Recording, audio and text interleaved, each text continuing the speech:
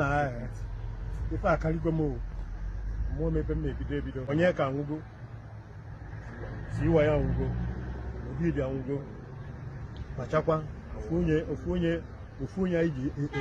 ji enye nsogbu n'ebe a. Ndebe anyị bịakwanụ ka unu nụrụ nke na-eme n'Ọgbaru nke dị na Anambra steeti. O wee bụ na onye unu furu na-ekwu okwu ebe a bụ onye nyere afịa wee dị ka Azụka na ọnya nwa bụ chief security nya ndị ọrụ nche enwelu n'Ọgbaru ndị na-echekwaba ndụ na akụnụba ndị mmadụ. O wee na-akọwa na nya bụ agha na ọkarịgokwa afa na fa na-akpọ ndị Ọgbaru niile na-akpọ ndị gọọmenti ka fa gbatalụ ọsọ enyemaka na-egbusichakwa na ndị ọrụ anya na ya na-eche nche unu manụ ndị na-egbu mmadụ maka eje na kọmentị onye ekwu ya ebe anụnwa mana fa deziri ya ede wee na-akọwa na ifefa na-aya n'Ọgbaru bụ ndị onno ndị na-atọ mmadụ ndị oshi ndị aka na akpa na fa akarịrị akarị n'Ọgbaru nke bụzi na ndị ọrụ nche ndị obodo họpụta ka fa na-echekwaba fa na ndị onno jidere fa wee na-egbu ka fa gbukpọsịa nya ka onye isi ndị chief security fa pụtara ebe a wee na-ebe akwa wee na-eti mkpu ụnụ ya anụ mmadụ onokwugoro egbu ndị a na-ekwu egbu agbakwa na fa nwụrụ ọnwụ chifa na ndị a bụ ndị ejidere wee napụ fa ndụ fa n'ike. Nwoke sikwa na ntu anụnwa o kwuru okwu anụnwa na ya nyere how many days nwa ka o si no how many weeks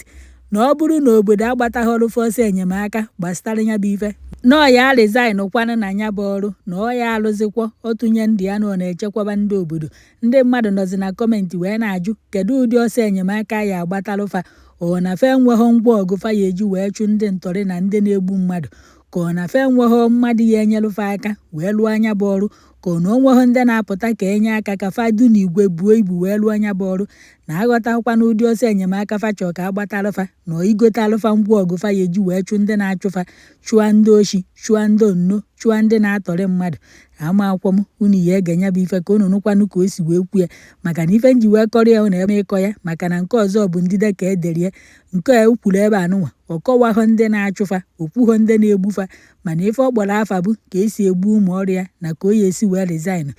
ebe ekwuziri ife na-eme nya ndị na-egbuzi ife akpọrọ afa bụ ndịde ka edeziri nke agha ede nya kpatalụ nji wee kwu ya n'ọnụ na ọ na-akọwa na ifefa na-aya n'Ọgbaru bụ ndị onno na ndị na-atọ mmadụ na fa jidere ụmụ ọrịa wee na-egbu ka fa gbukpọ. Ebe ụfọdụ nọzi na kọmentị wee na-akpọ afọ honorable enwekwanụ na ya bụ Ọgbaru wee na-asị ebe ka honorable fa nọ na ofughị ife na-eme n'obodo nọ na ọ ya agbata ọsọ enyemaka o nwekwara afa ndị ọzọ fa kpọrọ ebe a ka m ghara ịgba afa mmadụ alejedirio ife mfụkwa ka m wetara unu ekenekwanụ m unu Ekene mere Ọgbaru ife ekene m unu ndị Ọgbaru ekene m unu ndị Ọgbaru ji biri ekene m unu ya wụ iwe ka m ji ekwu okwu a omege mbụ mee ịbụ mee ịtọ mee ịnọ onwe ya n'ihe biko onchọ ka anyị rụọ ọrụ afa mba Azụka Nsọfọ onye Ụmụnankwọ the CSO of Ọgbaru eti na-eri m nri ụmụmalife nwunye mere anyị ka ọrụ a wee kwudo gosi na anyị na-ata ụfụ na-eme ya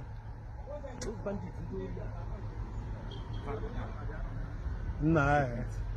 ife akarịgo m mmụọ mepe m ebido ụmụ ọrụ m anwụgo onye ka anwụgo siwa ya anwụgo Obibi anwụgo